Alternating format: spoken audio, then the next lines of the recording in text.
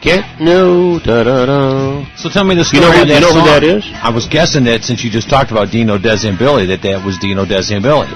Now, they're doing a cover. It seems like all sorts of groups early on in their career like to do cover versions of songs. So obviously this came out after 65, which is the beginnings of Dino, Desi, and Billy. Dino being Dean Martin's son. Dean Paul Martin, right.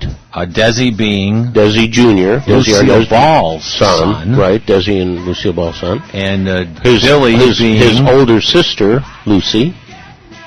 And that's a star-studded band right there. Dino, Desi, and Billy was an actual band in the 60s, kind of a heartthrob, a teenage heartthrob band that attempted to make the big time. They were in all the teen magazines, and all the girls would scream. Why don't you put them right on? Never quite as big as the Rolling Stones or the Beatles, but I think they're legitimately listed in Billboard history. Dino, Desi, and Billy. Is this Billy Hinsche? How's that for good timing? That's perfect timing. Billy, are you listening to us on WPLN.com on our computer? Of course I'm listening to you. Oh, my God. You know... He's in Vegas. You're playing my song. The reason I love doing this show, Billy, is... And may I call you Billy? Sure. The reason I love doing this show... By the way, I want to introduce to you James, our high-price-paid engineer. And James, are you on the line there? And this is a different James, who's my publicist, James. And I'm the one that just talks to you on Facebook. And then You're the one that was? I'm the one that talks to you on Facebook. By the way, Alice says to tell you hello. I'm sorry, who? Alice from the Beach Boys fan club. She says to tell you hello. hello. Oh, Alice, really? Very good. Okay, well, thanks for inviting me, guys. Now, what I'm hearing on my computer here is not what I'm hearing on my earpiece to my phone. There's about a minute and a half delay there. Oh, is it a minute and a half? Okay, well then I'm going to turn off the radio part and we'll just talk. Anyways, and I want to introduce to you Billy Hinsche of Dino, Desi, and Billy fame. And we're going to get into some other things, too, that I read about Billy Hinsche. I want to introduce to you also my co-host, Benny Jett, who's an entertainer, by the way, Billy, as his own band. Yeah. Yes, indeed. In the Detroit area, is that correct? Yeah, it's the good life, Billy. We were just talking about Dino, Desi, and Billy, and we could classify that band as teenage heartthrobs back in the day, right?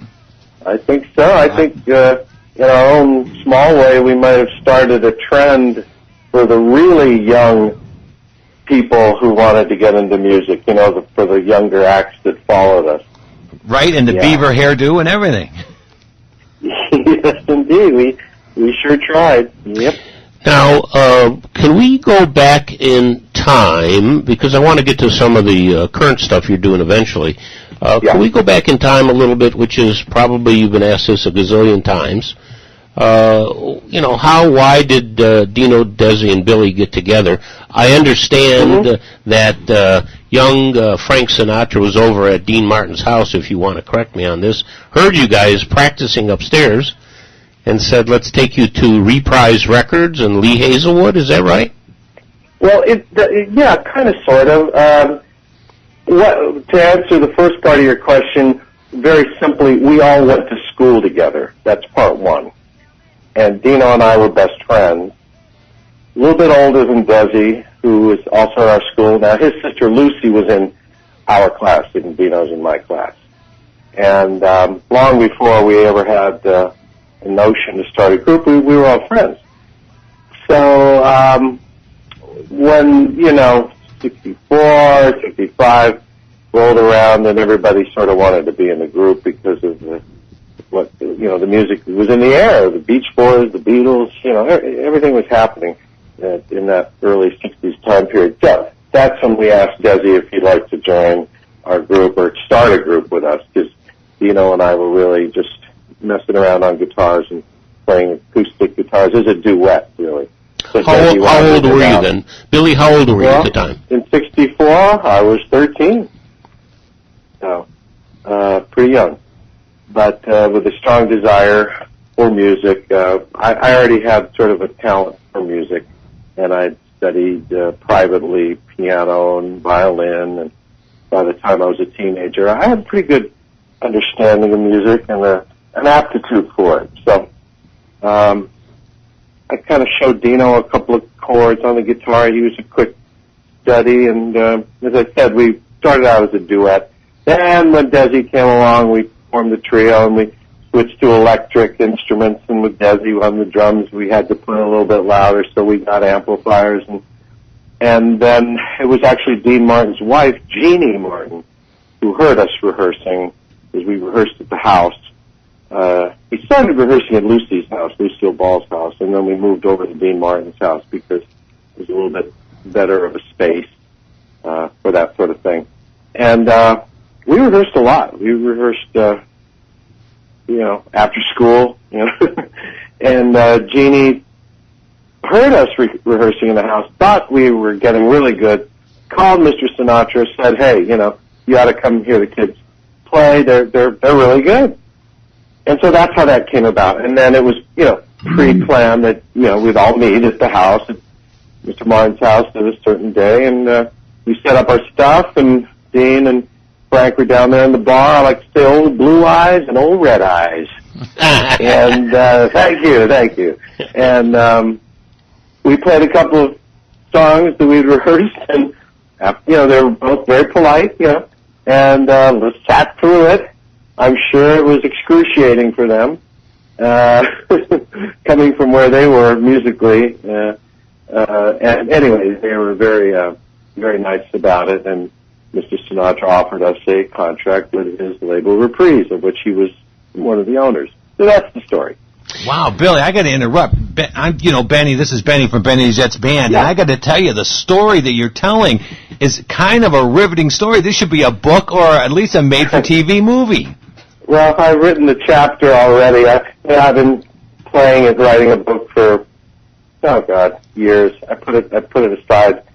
Well, you got to jump back on it because there's, from that, coming from a similar age and era that you are, I mean, there was thousands and thousands of bands doing similar things to you, practicing in the garage, the basement, learning to play Louie Louie and Satisfaction and some of those songs, and their parents helped them or hated them. It could go either way. But you have the added glamour of the story of obviously the celebrity connection there and the history that became Dino, Desi, and Billy.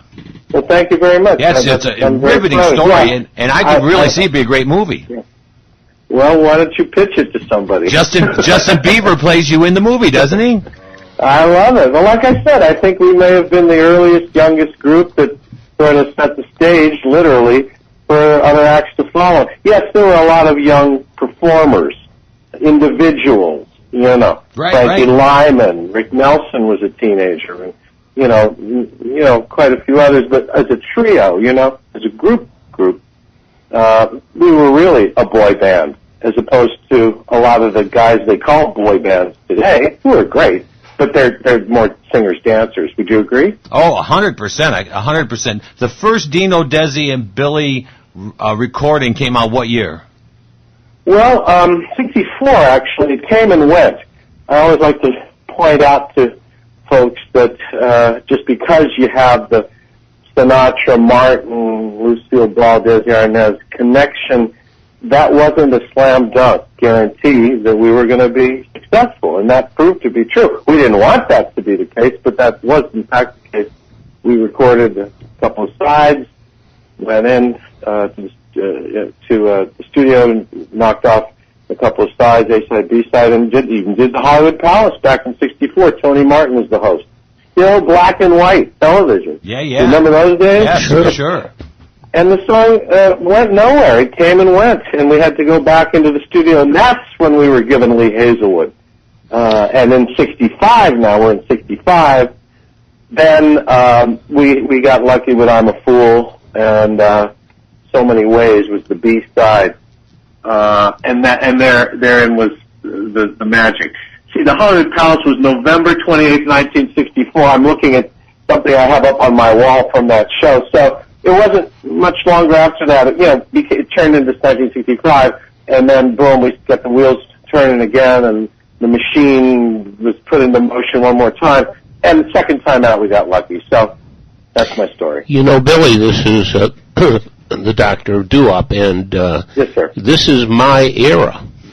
You are talking about my era. Wait a minute, did you say Dr. Doo-Wop? I thought this was the Dr. Doolittle show. I got the wrong number. He does very little. Hey, that's one in a row for you, man. Very good. Just don't call me Pee-wee. That's all. Anyways, this is your era. Yeah. Oh, this is I graduated high school in 1965. And he has a terrible story that he's going to tell you. No, I'm not. You have to tell him the story. No. But you're sick of this story, aren't you, Benny? I am. What I want to get to is... No, you have to tell the story. I interrupted you. I will. But what I want to get to is this particular era, this post-crisis that we had with Kennedy. Yeah. 63. Things going on. You've got Russian, the situation there with the Khrushchev and 62 Kennedy being assassinated 63. You've got all sorts of civil rights unrest. You've got Lyndon Johnson sweating out already the beginnings of the nasty war, Vietnam War. Things are happening in the United States with civil rights. You've got the very, very famous things happening in the state of Mississippi with the three civil rights workers that were... These are all memories that we've got, and you've got in music. You've got it was huge. Yeah, Motown happening. You've got... barely Motown just starting happening. Really, the Beatles and Rolling Stones were peers at that time. They were just starting to happen. The British invasion. And so you were coming, and all the girl groups, and so you were coming into a situation with a lot of civil unrest. The times they were a-changing right then. And you've got the Vietnam War happening. People are talking about that. Yeah. You've got changes in the music business with... all sorts of things. So one of the things I always like bringing up is, how was that reacting with you? How were you reacting to any of this? Aware of any of this? Were your parents supporting you and what you were doing with all this music? And what was things like at home? What was things like socially, personally for you? Yeah, well, that's a good question. That's a really good question. It's a big question. Yeah, I was going to say it was a long question, but... I was, keep in mind, I'm a teenager. I am just barely a teenager, so 13, 14 years old, and in my era, that era, as you know, it was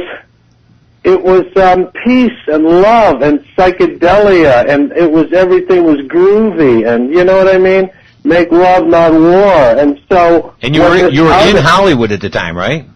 Yeah, well, we grew up in Beverly Hills. It sort of is all sort of lumped into this image of Hollywood, as part of L.A., whereas Hollywood really is an area of L.A. unto itself, which is, it's quite separate and distinct from West L.A. or, you know what I mean? Santa Monica, it's all L.A. But anyway, sure, we'll just call it Hollywood, generally speaking. But, I saw the shift in music and in the tone of the music, and it got a little darker, it got a little more aggressive. The LA bands were, that were born of that era that followed our little group were, groups like The Doors and Love and the Byrds were one of our favorite groups. They were more. I'd consider them revolutionary. You know what I mean, in the sense that they were not really anti-establishment, but you know what I mean. They were a folk group.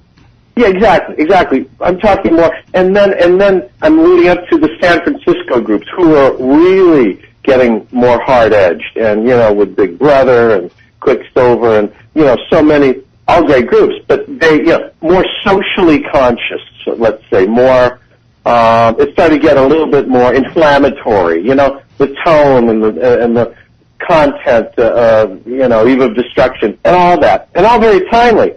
It's just that as a teenager, it was a little bit hard for me to not relate to it. It's just, it was a little bit mature for me. That makes sense, right? It was a little bit beyond my years.